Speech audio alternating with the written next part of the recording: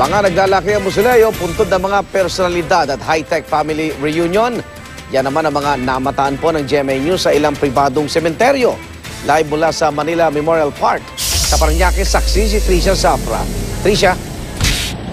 Igan, hindi tulad kaninang hapon, no? Hanggang mga alas 10 ng gabi na talaga namang bumper to bumper yung mga sasakyang lumalabas at pumapasok dito sa Manila Memorial Park sa Parañaque. Ngayon medyo nagluwag na yung daloy ng trapiko at medyo kumonti na rin yung mga kababayan natin na pumapasok at lumalabas dito sa sementeryo. At marami naman sa kanila ngayon ang nakapirmi na rito sa lawn nga ng Memorial Park at nagtayo na rin sila ng mga tent dahil marami sa kanila ay dito na magpapalipas ng magdamag. Bukod sa mga kandila at bulaklak, kaliwat kanan ang mga tent sa Manila Memorial Park. Pami-pamilya kasi ang magpapaumaga na dito. Ang pamilyang ito high-tech ang reunion ngayong undas. May dala pang laptop at internet connection para sa kaanak na hinihintay mag-online mula South Korea. Kaya hindi raw talaga sila mababagot sa magdamag. Kwentuhan, tapos may pag-chat sa kapatid namin sa ibang bansa. Ganun. Nakalatag naman na ang mga tulugan ng pamilyang ito. Ang tanong, nagkakatulugan ba kayo? Malos hindi. Bakit? Magulit.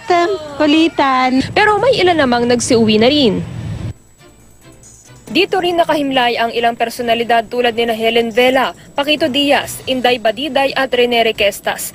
Mas marami namang dumadalaw sa puntod ng mag-asawang dating Senador Ninoy Aquino at dating Pangulong Cory Aquino. Sa Loyola Memorial Park naman sa Marikina, marami ring dumalaw sa mga puntod ni Julie Vega, Nida Blanca, Francis Magalona at Jay Ilagan. Dito, agaw pansin din ang mga nagagandahang musileo na ang ilan daig pa ang mga bahay ng mga buhay.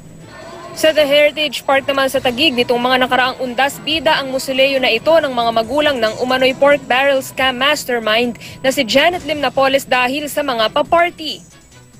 Kanina, nang daanan ng GMA News, tahimik na roon at walang tao, bagamat meron pa ring Halloween decoration at may mga nakasinding kandila. 20 metro mula roon naabutan ng GMA News si Senador Jinggoy Estrada na dumadalaw sa puntod ng kaibigang si Rudy Fernandez. Nang tanungin kaugnay sa musileo ng mga magulang ni Napoles, meron din siyang isang medyo kilala. Alam niyo ba yun, sir? Oo. Oo. So, hindi naman kayo pamilyar dun sa lugar na yun o hindi pa kayo napunta dun dati? Napunta na ako dati. Napunta na kayo. Ako naman, hindi naman, wala akong tinatago eh. Dito sa yung dito sa puntod dito, sir. Yes, sir. Anong occasion yun? Death anniversary na or? Oh, I think it was a death anniversary.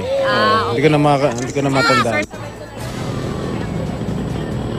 sa pangkalahatan, Iga, naging maaliwalas naman yung panahon dito sa sementeryo at dalangin nga ng ating mga kababayan dito ay sana manatiling ganyan ngayong magdamag. Samantala bukas, Igan, inaasahang aabot daw sa 800,000 yung mga kababayan nating magtutungo dito sa Manila Memorial Park para patuloy na gunitain ang kanilang mga mahal sa buhay ngayong panahon ng undas. At dahil dyan ay mananatili pa rin nakaalerto yung mga otoridad para siguruhing ligtas yung ating mga kababayan. At live mula rito sa Manila Memorial Park, ako si Tricia Zafra, ang inyong saksi.